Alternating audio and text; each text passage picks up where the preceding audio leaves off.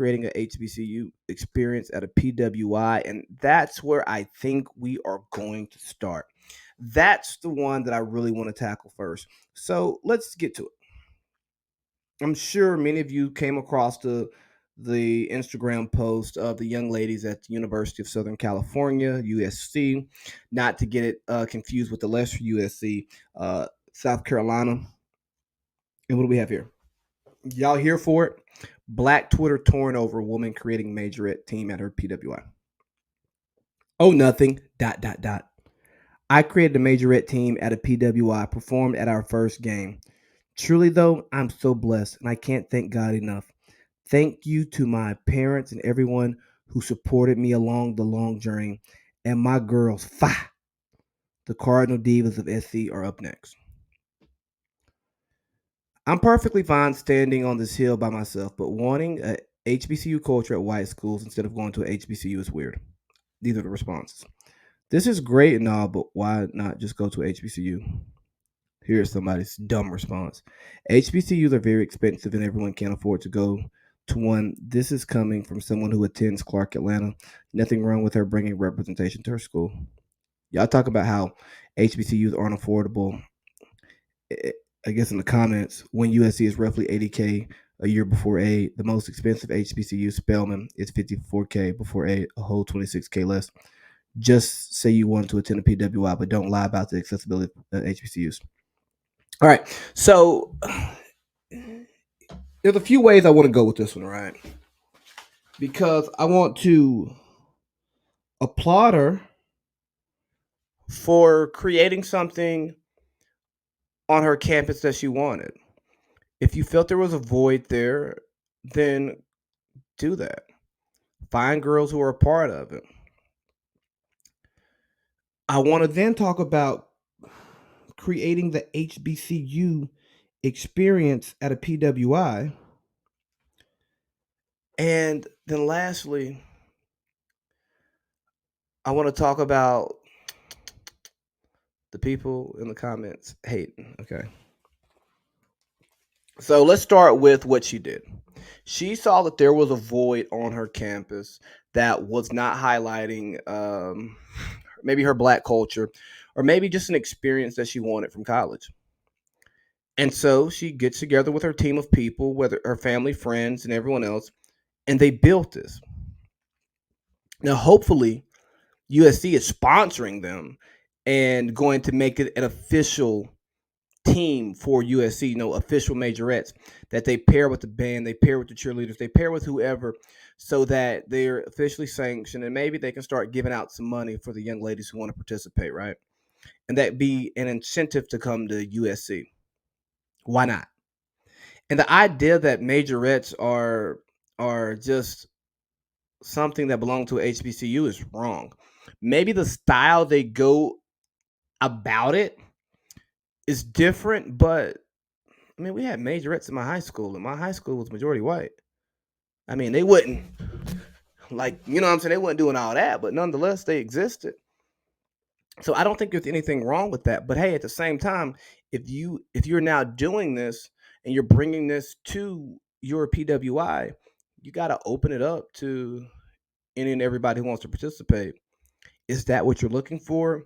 Or are you looking for a safe haven for young black women who attend the University of Southern California to represent their school in a way that they haven't been represented because it's not an HBCU?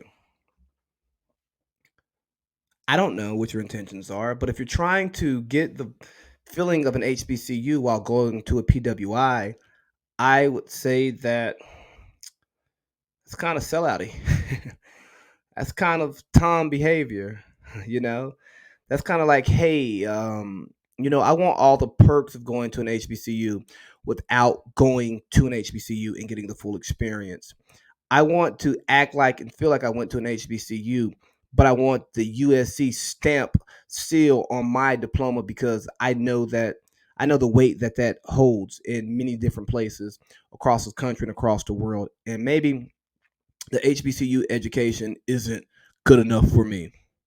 Well, if the HBCU education isn't good enough for you, then recreating that HBCU experience isn't good enough for you. You got to take the good and the bad.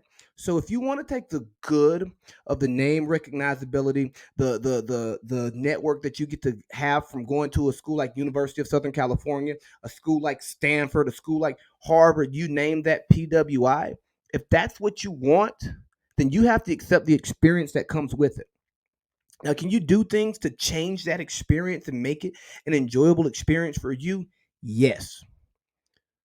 But if you expect as a African American student or black student to have like this safe haven where you are where your creativity, where your style, where your culture is embraced by the masses, you're not going to get that at a PWI. Why? Because you are the minority. And that's just the reality of it. I'm not going to get into if that's right or wrong because who cares if it's right or wrong? It's reality. But if you want to go to a safe haven for your black girl magic, your black woman creativity, the idea that you get to go be a majorette dance for your team and be acknowledged and loved for it, right? If you want that experience, then you should probably go to an HBCU where that is the experience.